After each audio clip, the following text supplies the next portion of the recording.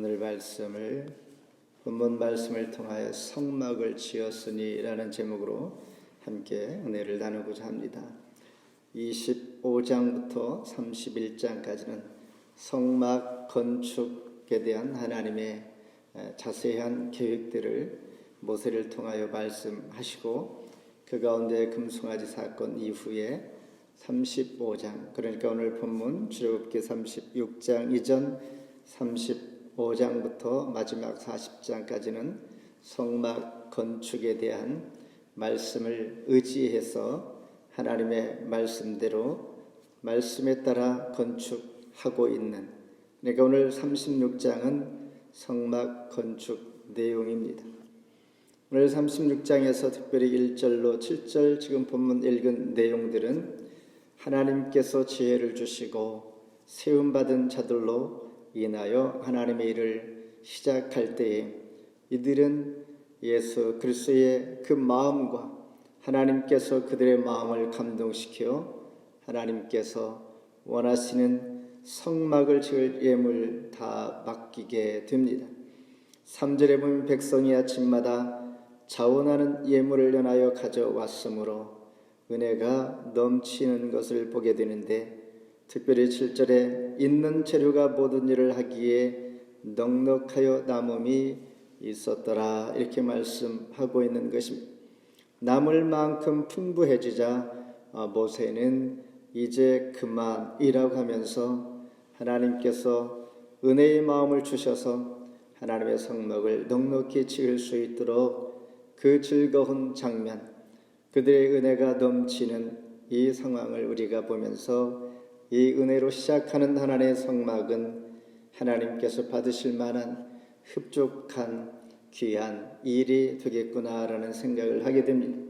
이와 같이 하나님의 일을 할 때의 마음의 만족과 또한 은혜가 넘치면 우리가 그 은혜만큼이나 하나님께서 함께 하심으로 그 열매는 우리가 말하지 아니해도 넉넉하게 기쁨의 단을 거두기에 충분하다라는 것입니다. 먼저 성막을 지었으니 8절 한번 같이 읽겠습니다. 출애굽기 36장 8절. 일하는 사람 중에 마음이 지혜로운 모든 사람이 열폭슈장으로 성막을 지었으니 곧 가늘고 꼰 배실과 청색 자색 공색 실로 그룹들을 문이 놓아 짜서 지은 것이라. 이제 이 8절부터 마지막, 그러니까 출애굽기 40장 끝까지는 성막 건축과 완공에 대한 기록을 하고 있습니다. 25장부터 31장까지 성막 제작에 대한 지시를 했다고 말씀드렸습니다. 그러니까 그 지시 내용이 오늘 말씀 그대로 의지해서 짓기 시작함으로 내용이 반복되는 것입니다. 지시한 내용, 지시한 대로 행하시는 일들, 내용이 반복되는 것은 강조하기 위함입니다. 특별히 8절로 19절까지는 성막 덮개를, 그리고 20절로 34절까지는 성막을 둘러싸고 있는 널판 기둥, 35절로 끝절까지는 성소와 지성소를 나누는 휘장, 이렇게 크게 세 가지를 만들어 가고 있습니다. 그런데 특이할 사항들은 8절로 19절까지 성막 덮개를 만들 때에 19절에 보면 성막 덮개 외부부터 8절에 안쪽 내부까지 만들어 가고 있습니다. 그러니까 밖에서 안쪽으로 만들어 온다라는 것입니다. 마치 건물을 지을 때에 내장 일부보다도 외장을 먼저 하게 됩니다. 지붕을 먼저 만들고 그리고 내부의 시설들을 만들어 가는 것처럼 방법은 외부에서 안으로 만들어 갑니다. 20절로 34절까지는 무거운 성막의 덮개를 잘 견딜 수 있는 48개의 널판들이 세워집니다. 그리고 35절로 끝절까지는 성소와 지성소를 나누는 휘장과 바깥 휘장이 만들어집니다. 여기서 우리에게 주는 교훈은 성막의 덮개는 네 겹으로 만들어지는데 앞서 말씀드린 것처럼 밖에서 안쪽으로 갈수록 점점 더 재료들이 비싸고 아름답고 좋은 재료들이 사용이 됩니다. 이것이 성막 안의 기구 재료가 금이라면 마치 성막 뜰 밖에 있는 기구들은 노수로 만들어지는 것과 같은 예입니다. 이것이 성막 전체의 건축의 원리입니다. 신앙의 원리이기도 합니다. 겉보기는 약하게 보일지라도 내적으로 신앙의 믿음들이 성숙하여 든든히 세워져 가는 아름답고 더 귀한 하나님께서 우리를 통하여 질 그릇이라 말씀하시고 하나님의 말씀을 담은 이 그릇은 복이다 말씀하는 것처럼 저와 여러분이 올 한 해도 겉보기에는 하나님께서 질그릇 같은 그런 자들로 하나님 아시나 그러나 하나님과 함께 하심으로 보배로운 귀한 하나님의 백성들로 하나님은 만들어 지어가고 있다라는 것입니다.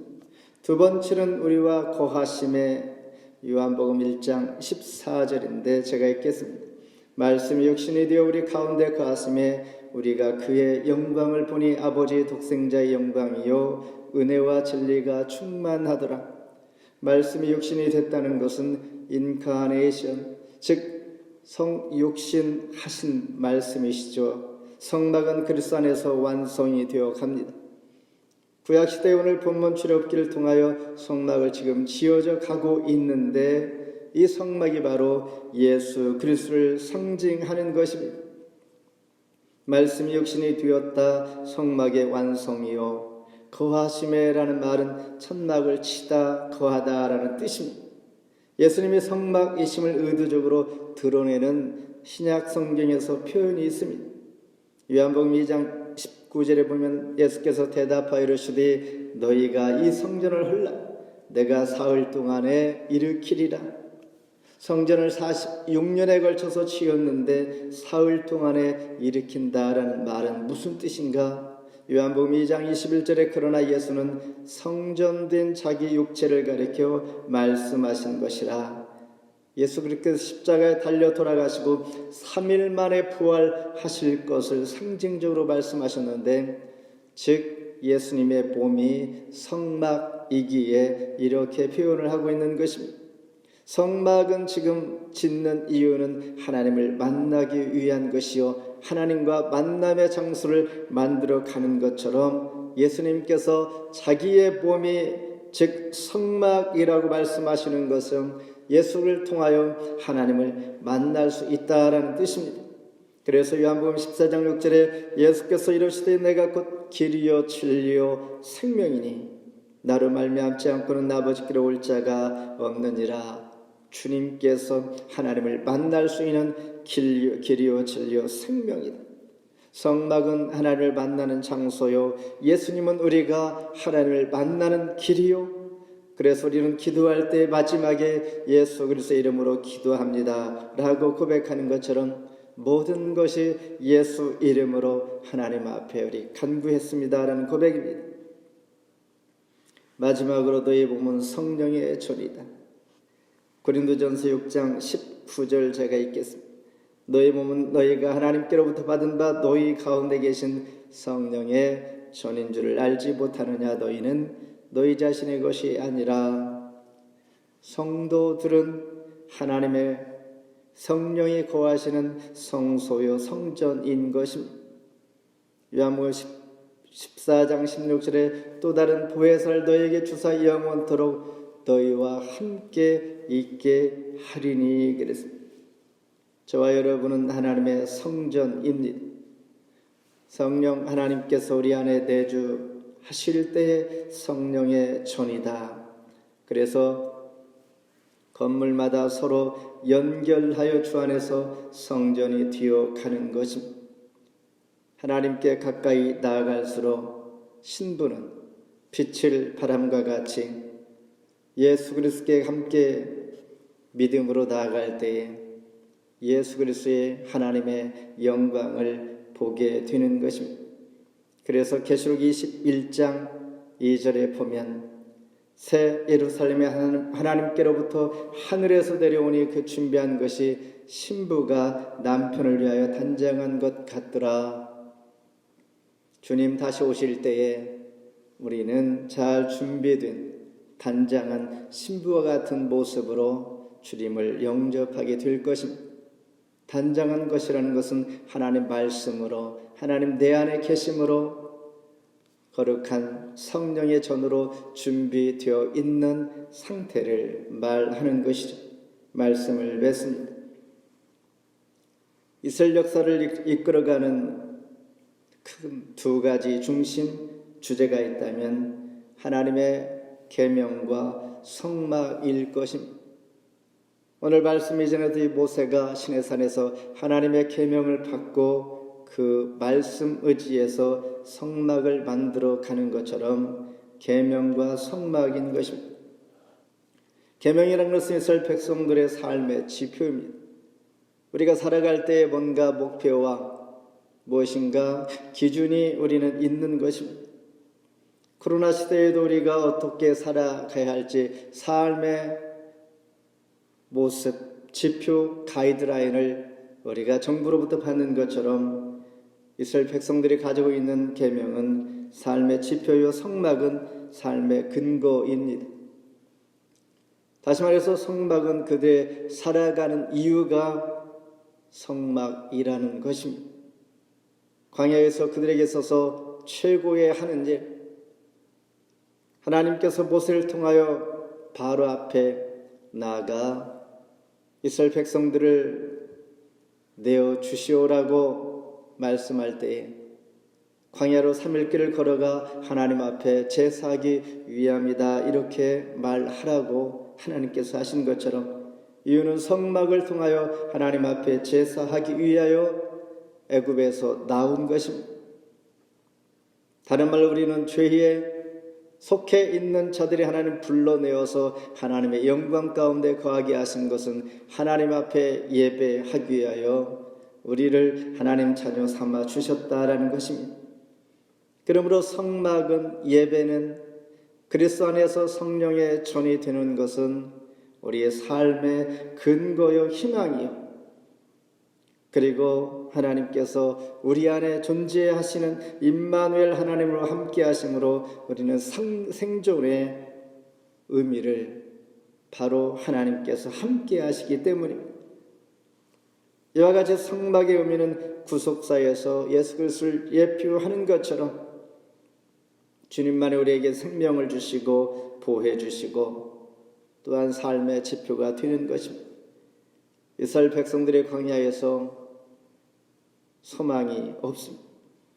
바랄 것도 없고 부유를 누릴 그런 가치와 그와 같은 소망도 그들에게 없지만은 오직 광야에서 유일하게 생명을 보호받고 유지할 수 있는 방법은 성막 하나님을 만나는 이곳, 그들은 정성을 다하여 온 마음을 다하여 만나 하나님 앞에 예배할 수 있는 준비를 함과 같이 오늘 우리의 지표와 삶의 희망이 하나님 앞에 있다는 것을 보여주고 있는 것입니다.